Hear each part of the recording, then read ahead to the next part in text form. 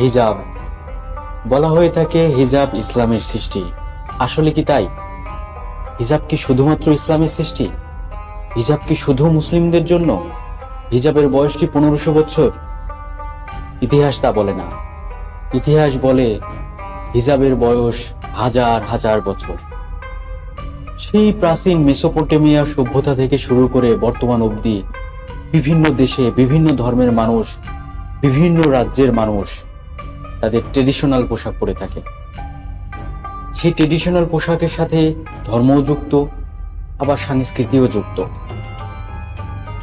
বাঙালি নারীরা শাড়ি পরে এবং মাথা ঢেকে রাখে। হরিয়ানা, গুজরাট বা রাজস্থানের নারীরাও এমন ধরনের পোশাক পরে যেটা অনেকটা হিজাবের মতোই। তারা ঘোমটা ব্যবহার করে থাকে। চলুন জেনে নেওয়া যাক হিজাব আসলে কি।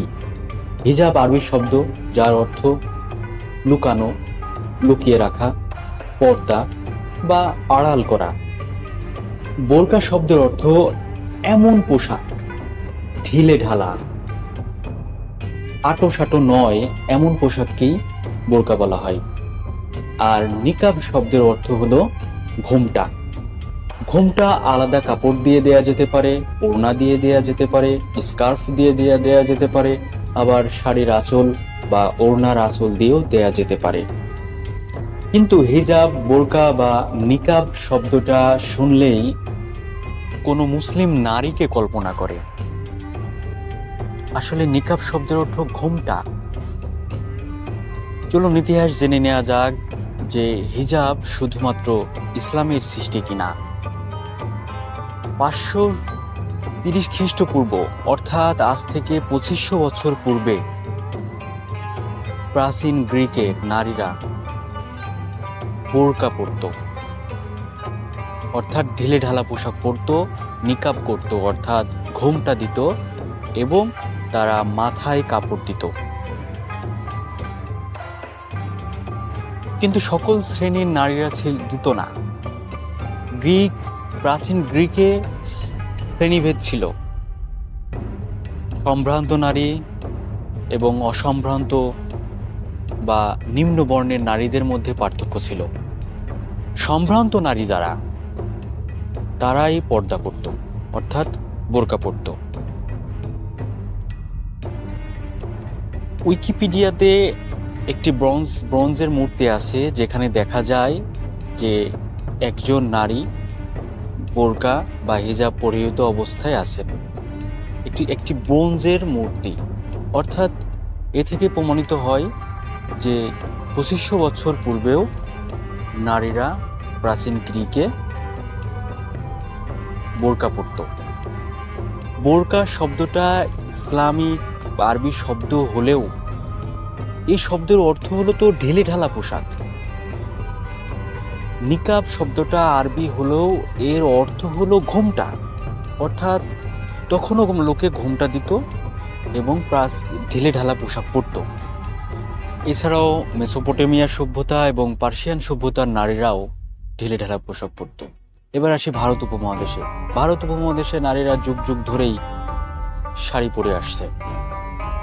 শাড়ি দিয়েও ঘোমটা দেয়া যায়। আর ঘোমটা শব্দের অর্থ কি? নিকাব।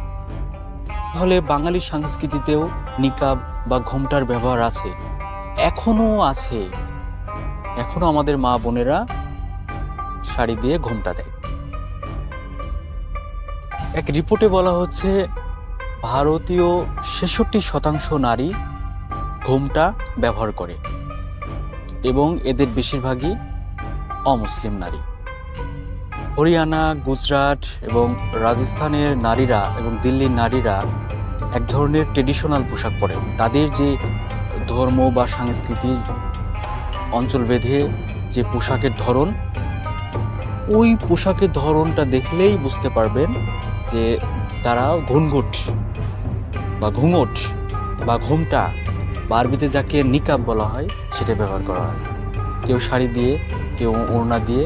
লেহেঙ্গা টাইপের এক ধরনের পোশাক আছে, একটা বড়, সেটা পরিহিত অবস্থায় একটা ওড়না মাথার উপর ফেলে দিয়ে তার মুখ এবং চারিপাশটা ঢেকে রাখার রীতি ভারতে আছে বিভিন্ন অঞ্চলে। তাহলে বোরকা শব্দের অর্থ আমার মুসলিম নারীরা যে বোরকা পরে এটাই না।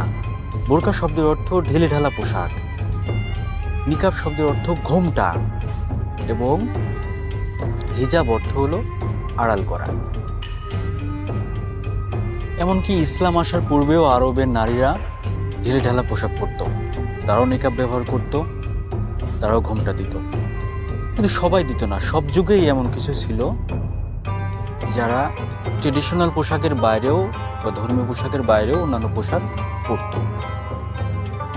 মুসলিম বলেন অমুসলিম বলেন, সব ধর্মের লোক সবসময়ই এই ঢিলে ঢালা পোশাক বা এমন পোশাক, মার্জিত পোশাক তারা পরেছে। এবং আমাদের বাঙালি সংস্কৃতিও মার্জিত পোশাক, ঢিলে ঢালা পোশাক সমর্থন করে।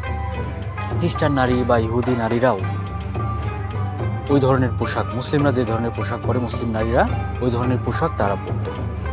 তো ইসলাম আসার পূর্বেই ইহুদি ধর্ম বা খ্রিস্ট ধর্ম এসেছে। খ্রিস্ট ধর্মের নারীরা বা সিস্টাররা এখনও যারা সরাসরি ধর্মযাজক বা ধর্ম প্রচারের সাথে যুক্ত, এমন নারীরা মুসলিমদের মতো প্রায় কাছাকাছি ধরনের পোশাক পরে। কিছুটা ভিন্নতা আছে, যেমন তারা বেল্ট ব্যবহার করে, আলাদা সাদা কাপড় ব্যবহার করে, কালো কাপড় ব্যবহার করে। পরার ধরনটা আলাদা, ডিজাইনটা আলাদা।